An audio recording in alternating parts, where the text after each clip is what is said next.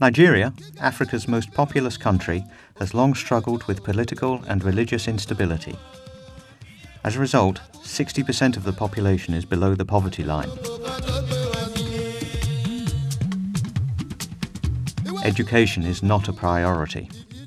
Learning is a nightmare for students all across the nation. The literacy rate is only 65%. Education spending has decreased by 30% since 1996. Only private schools, specifically Catholic schools, which have been functioning successfully for decades, are making a meaningful impact in Nigeria. The church is doing what the government should do because the government is not doing it, first thing. Secondly, even if the government were doing it, we believe that the church also has a role to play in social development of the people. Full of grace, the Lord is with you.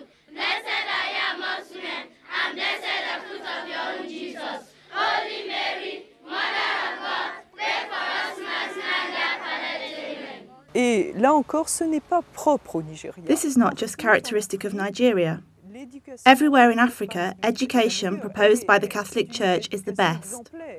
Not only is it a model education in the spiritual sense, but also it is an education in the literal meaning of the word, an education of the individual.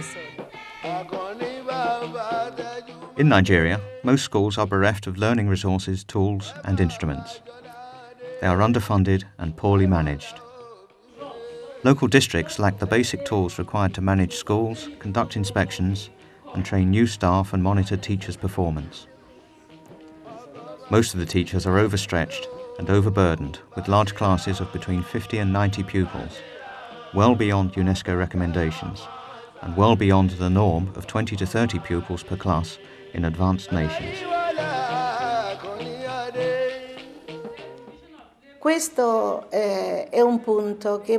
In our school, we don't want to fatigue the children by cramming them into classrooms, as is often done in Africa.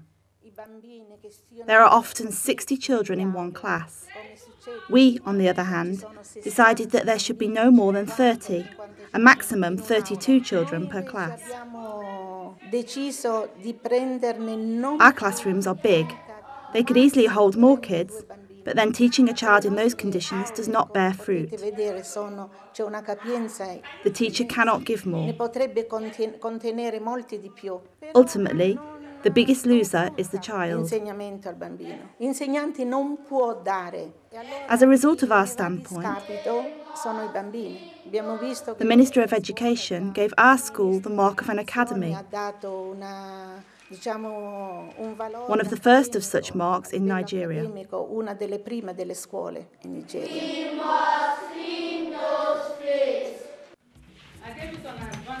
Although Nigeria's educational institutions in general are in dire need, the most troubled of the three tiers is the primary education sector. There are over 2,000 primary schools in Nigeria with no buildings of any type. Classes are often held under trees.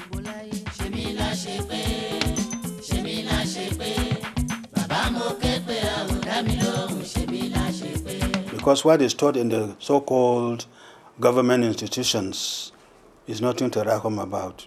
No proper teaching, because there is nothing to encourage the children in the school. If you go around the primary schools, there are no doors, there are no windows, there are no seats for the children. They sit on the ground. But when we were running school, things were very different.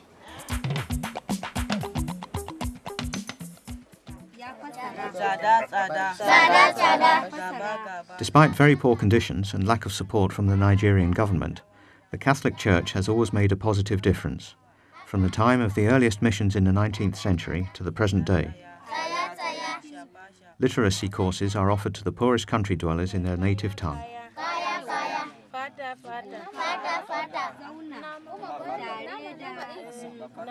So this class now is the Hausa class, because since they don't speak the local language, they have their own different dialects. So we couldn't teach the different dialects, so we use Hausa for them.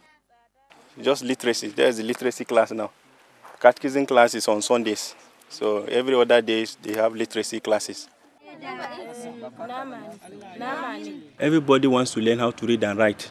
Just as it said that if you sleep in the dark, you don't need to be told that the day has break. Now in the villages, they discover that if you are not literate, something is lacking in you. And so there is this yearning. Anywhere you go, first of all, if they accept to become Christians, the next question they will ask is that, Father, I want to learn how to read and write.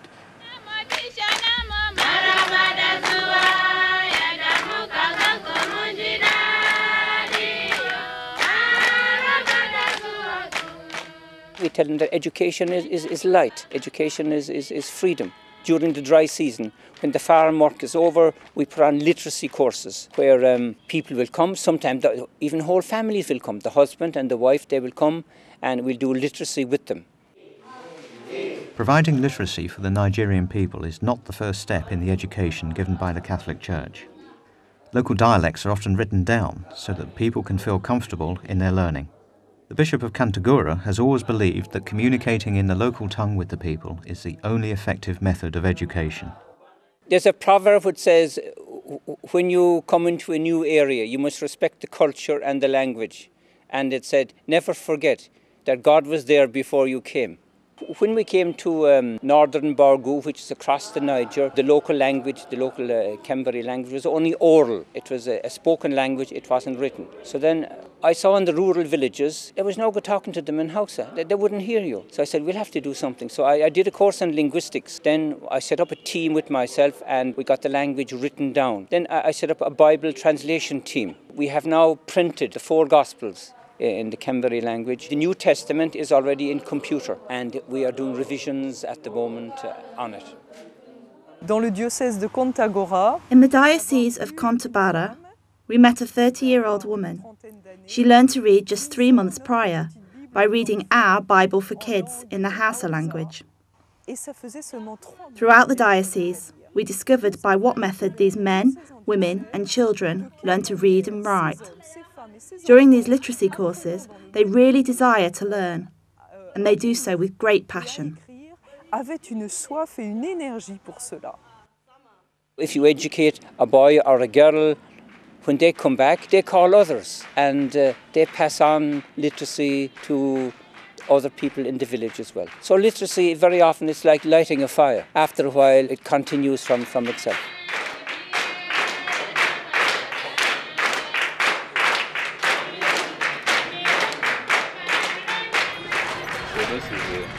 It's another block of classroom, about 4 classrooms, laboratory, library, and a hall this way.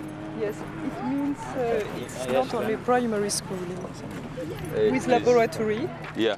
Funding for the building of schools in Nigeria is scarce. Catholic communities do what they can, however, it is never enough. Father Anthony, who collected money in his own parish, is looking for support. Aid to the Church in Need has committed funds for the completion of his project. By mid this year, we should be able to begin the use of the halls, because I think they are 90, I would say 85% completed, just to do the fittings, and they will begin to use it.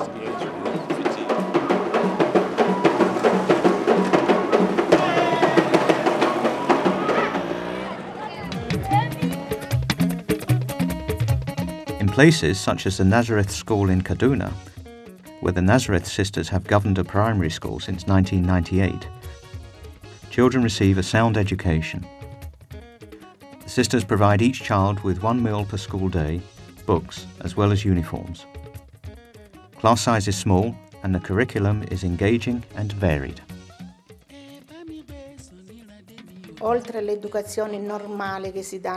Besides our regular school curriculum, we have developed computer courses, which the children take during the regular day. We also have home economics courses, French classes. We are thinking of opening a kind of workshop, which we don't have, and whose role is very important.